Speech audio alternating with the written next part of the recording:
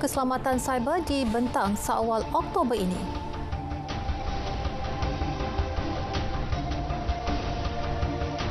Assalamualaikum dan salam Malaysia Madani.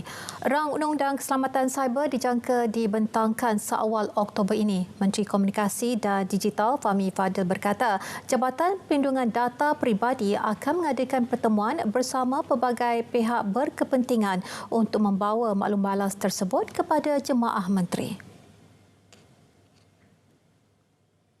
Berkenaan dengan Undang-Undang Keselamatan Cyber, ia di bawah jagaan NAKSA, Majlis Keselamatan Negara, dan sekarang dalam proses untuk dibawa ke Jemaah Menteri dulu sebelum perincian kepada undang-undang itu dapat kita jelaskan di khalayak umum.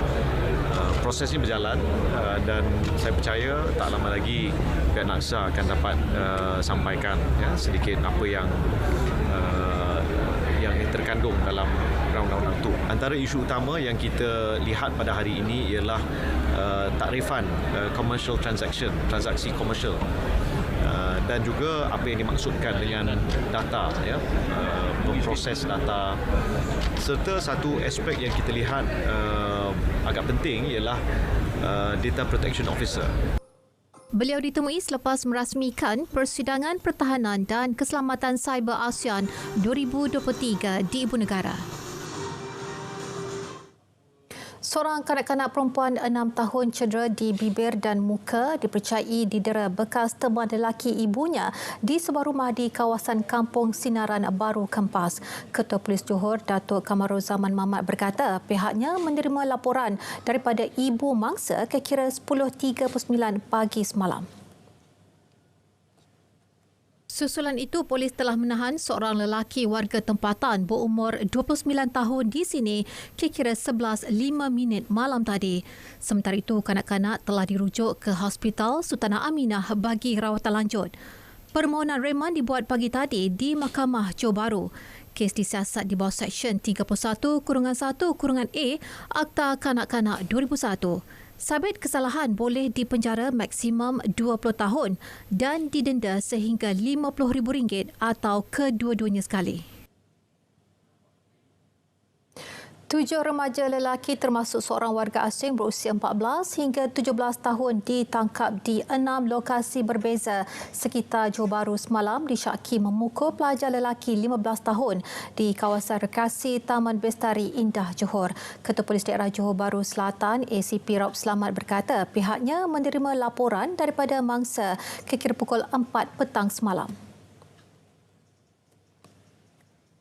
Mangsa dipercayai dipukul berkali-kali di bahagian hadapan dan belakang badan, peha, lengan kiri kanan sehingga mengalami kecederaan pada bahagian berkenaan serta sakit seluruh badan. Hasil siasatan awal mendapati kejadian berlaku pada Rabu 9 Ogos pukul 3 petang. Turut dirampas sehelai jersey, 4 helai t-shirt lengan panjang dan pendek serta sebuah telefon bimbit. Ketujuh-tujuh suspek akan dibawa ke Mahkamah Magistrate Johor Bahru untuk ditahan reman mengikut Seksyen 117 Kanun Prosedur Jenayah. Kes disiasat mengikut Seksyen 147 Kanun Kesiksaan. Lebih 30 rumah setinggan haram yang didiami kira 200 penduduk bakal dirobohkan dalam satu operasi bersepadu di skim perumahan masyarakat pelarian SPMP Muslim Labuan. Operasi akan diketuai oleh Pejabat Pengarah Tanah dan Galian Wilayah Persekutuan Labuan PPT GWP dengan dibantu Polis Diraja Malaysia PDRM, Majlis Keselamatan Negara MKN, Jabatan Imigresen, Angkatan Pertahanan Malaysia dan Perbadanan Labuan.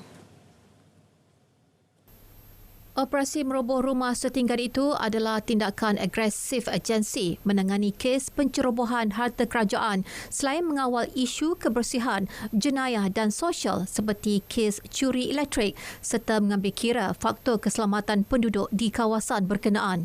Sebagai persiapan terakhir sebelum kerja-kerja meroboh dilaksana, agensi berkenaan baru-baru ini menjalankan satu sesi pemantauan berhampiran SPMP berkenaan.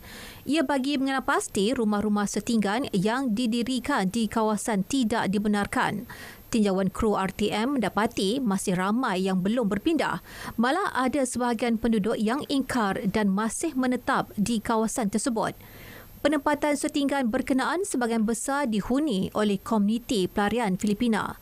Sebelum ini, penduduk di penempatan haram itu diberi tempoh sehingga selepas Aidilfitri untuk meroboh rumah setinggan di sepanjang sungai dan di luar kawasan di bawah Majlis Keselamatan Negara. Parti Tindakan Demokratik DAP akan menghantar nama-nama calon kepada Ketua Menteri Pulau Pinang, Menteri Besar Selangor dan Negeri Sembilan untuk lantikan sebagai Exco Kerajaan Negeri. Parti itu juga bersetuju agar seorang wakil UMNO mewakili Barisan Nasional BN di Pulau Pinang dilantik sebagai Exco atas dasar kerajaan perpaduan. Kita juga akan menghantar nama-nama kepada Ketua Menteri dan juga Menteri Besar, dan semua nama-nama yang mewakili ataupun calon-calon yang mewakili DAP untuk diangkat sebagai Ahli Majlis Mesyuarat Kerajaan Negeri, Ahli Exco, perlulah diputuskan oleh pucuk pimpinan yang telah pun diberikan mandat oleh CEC tadi untuk menamakan calon-calon ini, dan calon-calon ini akan diserahkan namanya kepada Ketua Menteri dan juga Menteri Besar di negeri-negeri berkenaan. Anthony Loke yang juga Menteri Pengangkutan berkata perkara itu sebulat suara dipersetujui dalam mesyuarat jawatankuasa Eksekutif Pusat ECE DAP malam tadi. Beliau juga turut berterima kasih kepada pengundi yang menyatakan sokongan dan kepercayaan kepada Pakatan Harapan PH pada PRU DUN ke-15 lalu. Menteri Besar Negeri Sembilan Datuk Seri Aminuddin Harun beri bayangan akan berlaku penjenamaan semula nama bagi portfolio jawatan Exco Kerajaan Negeri Sembilan dan ia bertujuan untuk memudahkan penyelarian dengan persekutuan. Dan katanya lagi barisan Exco baru akan diumum dalam masa terdekat.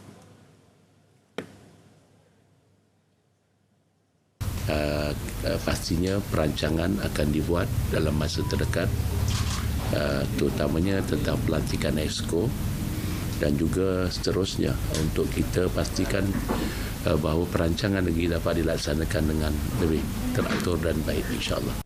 Beliau berkata demikian kepada pemberita selepas merekod masa kehadiran hari pertama memulakan tugas sebagai Menteri Besar Negeri Sembilan bagi penggal kedua.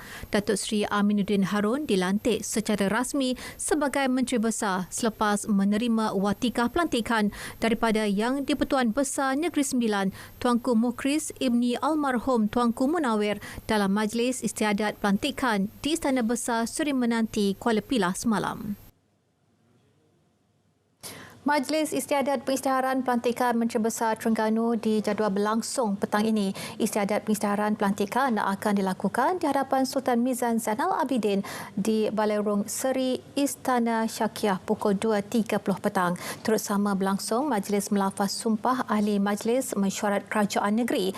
Bagaimanapun tidak dinyatakan siapa akan mengangkat sumpah jawatan Menteri Besar. Bagaimanapun Ahli Dewan Undangan Negeri Adun Ru Rendang Datuk Seri Dr. Ahmad Samsuri Mokhtar dijangka dilantik buat penggal kedua.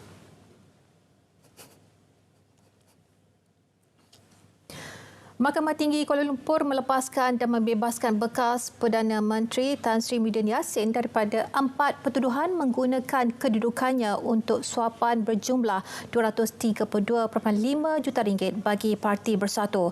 Hakim Datuk Muhammad Jamil Hussein membuat keputusan selepas membenarkan permohonan Tan Sri Muhyiddin untuk membatalkan tuduhan berkenaan. Hakim mendapati keempat-empat pertuduhan tersebut adalah kabur, cacat dan tidak berasas kerana ia tidak menyatakan butiran kesalahan dilakukan. Pada 10 Mac lalu, Tan Sri Muhyiddin mengaku tidak bersalah di Mahkamah Session Kuala Lumpur atas 4 pertuduhan menggunakan kedudukannya untuk suapan berjumlah RM232.5 juta daripada 3 syarikat. Beliau dituduh melakukan perbuatan itu di Pejabat Perdana Menteri, Bangunan Perdana Putra, Pusat Pentadbiran Kerajaan Persekutuan di Putrajaya antara 1 Mac 2020 dan 20 Ogos 2021. Beliau turut berdepan dua pertuduhan pengubahan wang haram sebanyak RM195 juta antara tahun 2020 hingga 2022 lalu.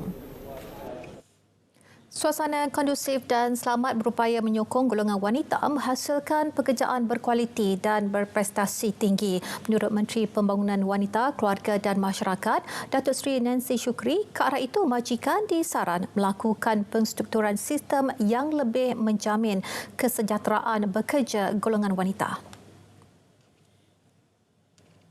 Siapa nak jaga anak? Siapa nak jaga ibu yang uzur, mak bapak yang uzur, anak yang istimewa, adik-beradik yang memerlukan perhatian dan perlu dijaga. Jadi siapa nak jaga? Biasanya wanita lah yang oleh kerana naluri wanita, mereka terus menjadi orang yang memberikan utamaan kepada ini dan mereka tidak bekerja. Padahal negara kita rugi kerana orang ini kadang-kadang mereka mempunyai pemikiran yang bagus untuk membantu ekonomi kita. Beliau berkata demikian selepas rancangan Selamat Pagi Malaysia di TV1. Tambahnya, majikan juga boleh menubuhkan jawatankuasa khas bagi memantau keselamatan pekerja wanita, khususnya dalam memerangi gangguan seksual. Majikan turut digalakkan mewujudkan platform di tempat kerja bagi golongan wanita melontarkan idea, maklum balas dan pendapat bagi memastikan suara mereka didengari. Melaksanakan pembaharuan supaya Malaysia dapat tergolong antara 12 ekonomi terbaik di dunia dari segi daya saing dan ease of doing business.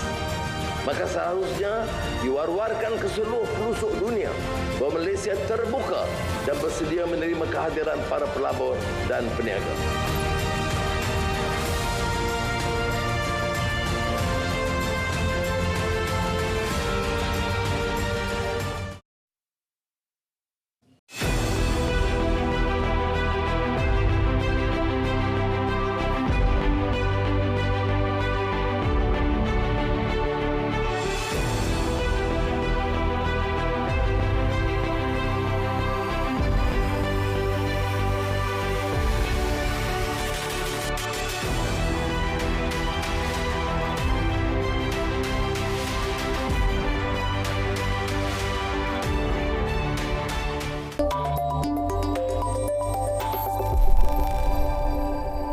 Bertemu kembali.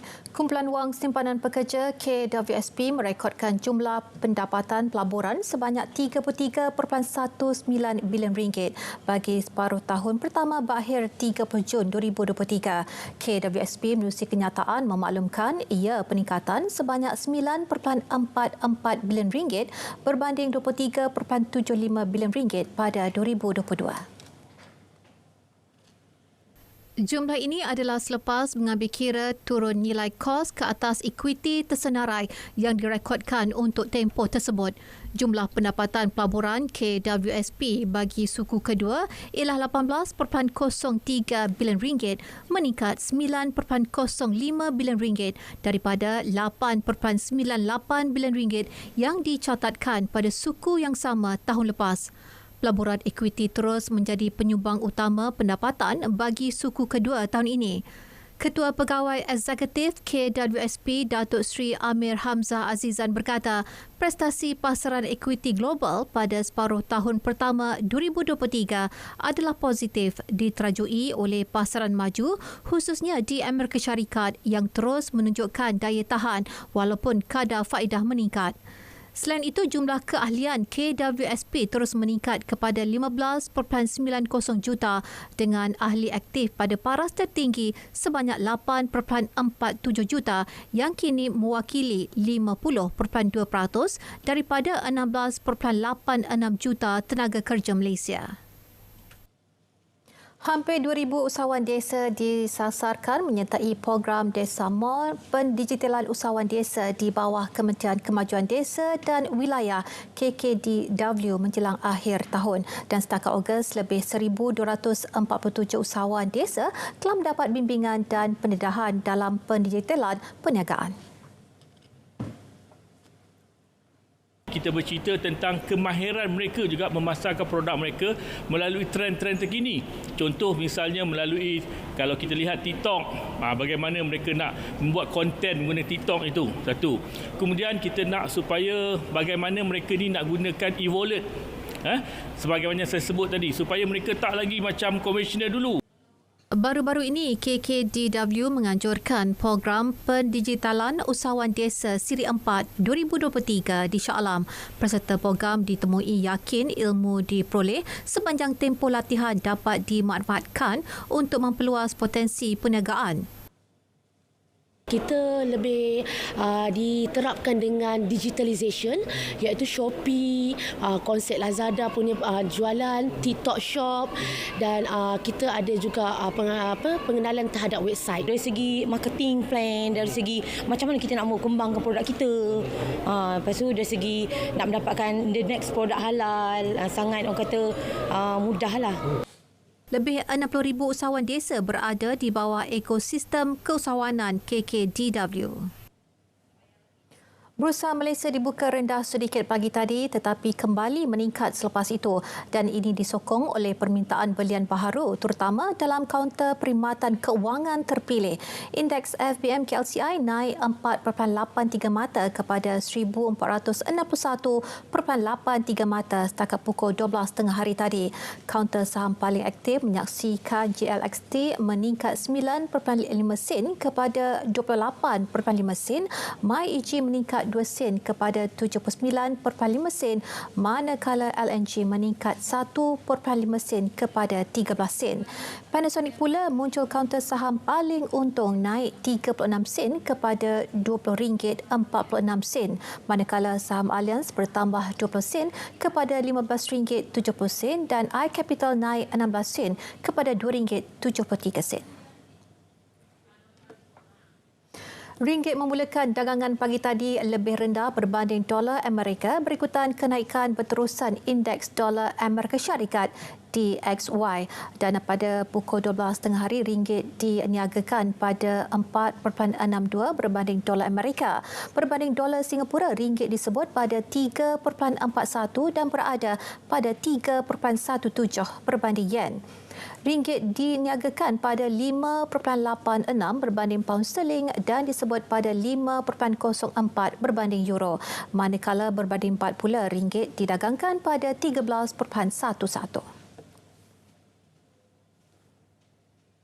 Memulakan langkah pertama memerlukan 1000 kekuatan. Langkah seterusnya memerlukan nekat dan juga keyakinan. Namun anda semua perlu menyokong dan juga membantu mereka kerana kepilihan itu pasti. Seperti kita tahu, kita ada suatu rencana untuk membuat beberapa anjakan besar dalam Tibet. Apabila saya ada pertemuan dengan Khazanah, beberapa badan-badan kerajaan itu diminta ambil alih institusi Tibet yang ada. Kita ada lebih kurang 500 Tibet di seluruh negara dalam beberapa kategori. Kita belanja untuk satu tahun 6.7 bilion ringgit untuk latihan Tibet. Tetapi kita merasakan perlu swasta ambil alih. Maknanya meminta syarikat termasuk Petronas, Taikom, Tenaga semua ini ambil alih dan bagi latihan untuk memenuhi keperluan. Dan saya fikir ini cadangan yang munasabah dan boleh menghasilkan produk pelatih yang lebih berkualiti.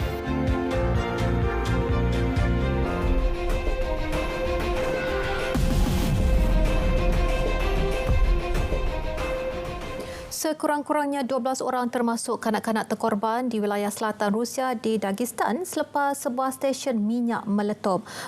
Menurut Gubernur wilayah Dagestan, Sergei Melikov, insiden tersebut turut menyebabkan lebih 50 orang cedera. Kebakaran bermula di sebuah kedai membaki kereta di ibu kota Dagestani Makashkala dan menyebabkan letupan merebak ke stesen minyak berhampiran. Semua mangsa terlibat dihantar ke Pusat Perubatan Bencana Dagish untuk rawatan lanjut. Sementara itu, pihak berkuasa tempatan berkata insiden berlaku di kawasan seluas 500 meter persegi. Video dimuat naik di media sosial menunjukkan api besar dan beberapa letusan berlaku dalam insiden berkenaan. Taufan Lan yang menyeberangi Kepulauan Honshu di wilayah Wakayama, Jepun yang melanda hari ini menyebabkan ribut kuat dan hujan lebat. Menurut agensi meteorologi Jepun, taufan itu membawa angin berkelajuan sehingga 198 km sejam.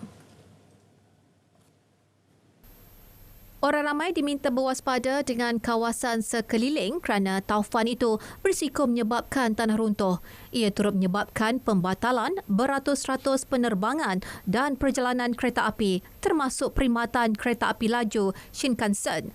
Terdahulu, pihak berkuasa Jepun mengeluarkan arahan kepada penduduk negara itu agar bersiap sedia menghadapi bencana alam yang bakal melanda dalam tempoh terdekat.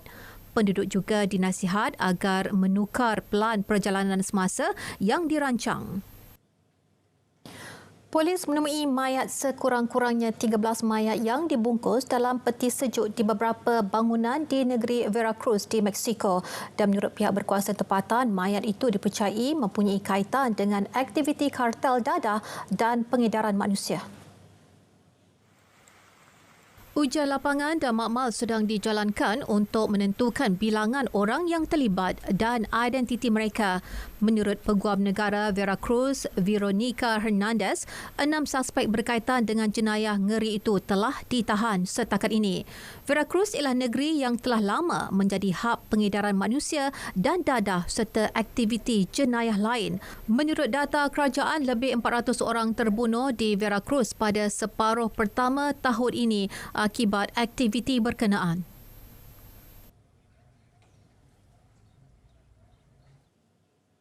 Julai 2023 mencatatkan suhu lebih panas berbanding bulan lain dalam rekod suhu global sejak tahun 1880.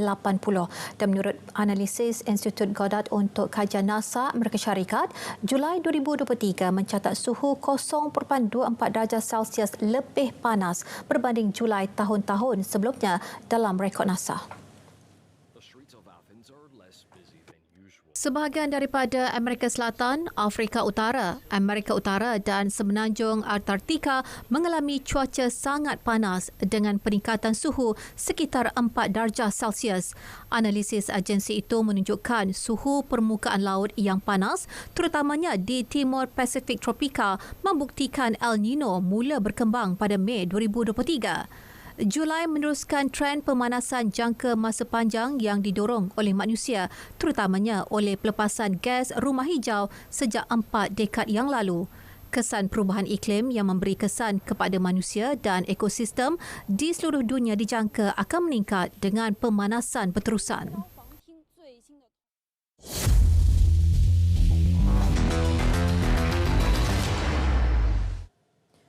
Aksi Liga Super, kekurangan dari segi pemain import antara faktor pasukan Negeri Sembilan FC tewas 0-4 ketika menentang Selangor FC di Stadium Tunku Abdul Rahman Parai malam tadi.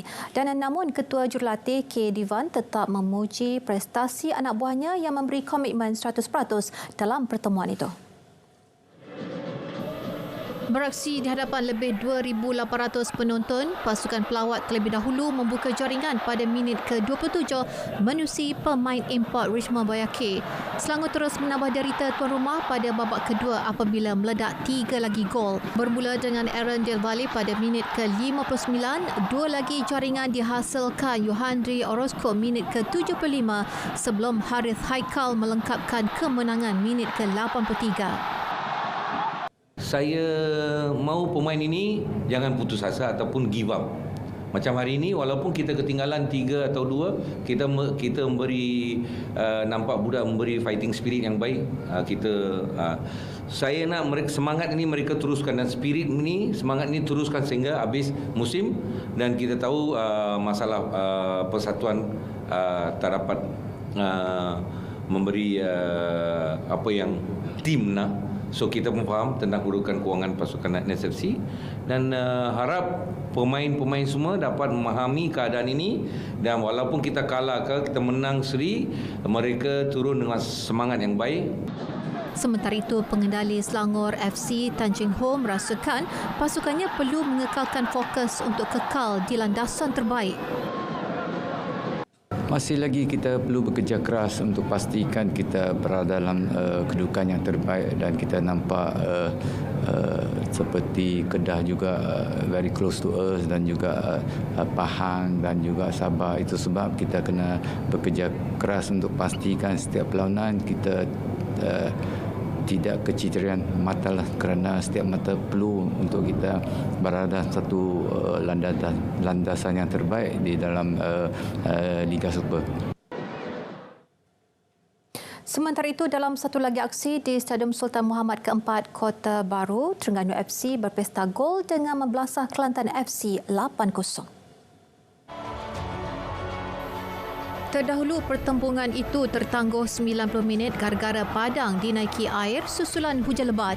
Situasi itu tidak menjejaskan skuad penyu bimbingan Tomislav Steinbrunner yang beraksi cemerlang dengan mencetak 4 gol pada separuh masa pertama. Gol dicetak Ivan Mahmud, Nurilo Tuksniziov, Nick Sharif Hasif dan Engku Nur Syakir. Di babak kedua, tuan rumah terus dirundung malang apabila TFC bertalu-talu menyumbat gol.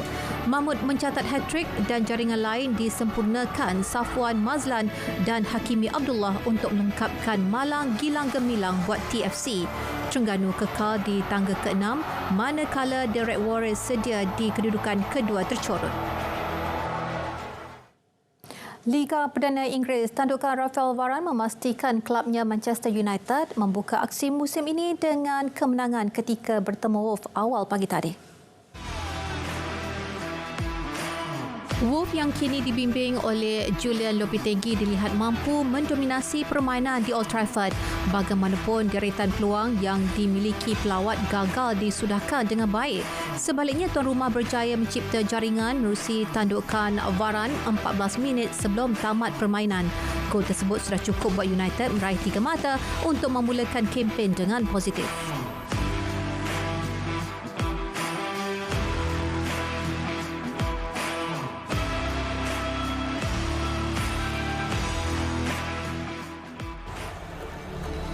Tamasya sukan terulung di benua Asia kini bakal beraksi.